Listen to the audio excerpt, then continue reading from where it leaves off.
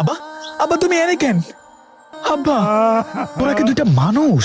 হ্যাঁ, যে জন্মদাতা পিতা আমগুরে না খাই খাওয়াইছে, মাথার ঘাম পায়ে ফেলে আমগুরে মানুষ করছে, সেই পিতাকে পারলি তোরা এভাবে রাইখা দিতে? তোদের ভিতরে কোনো দায়িত্ববোধ আছে?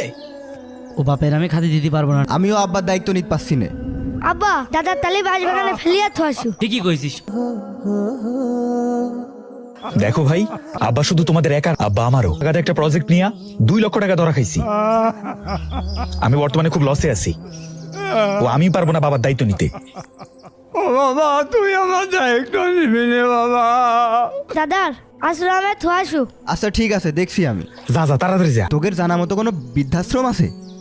না কেন টাকা? আমি আব্বার বৃদ্ধাশ্রমে রেখে আসবো ভাবছি। টোটোটারে হেই কখন পাঠাইলাম, এখনো আসার কোনো খবর নাই। তোর ঘরে একটু জায়গা দে না বাবা আমার। না, তোমার জন্য আমি এসি রুম ঠিক করছি, ওর আসার কোনো খবর আছে? ওর দিয়ে কোনোদিন কোনো কাজ হবে না। আরে তারা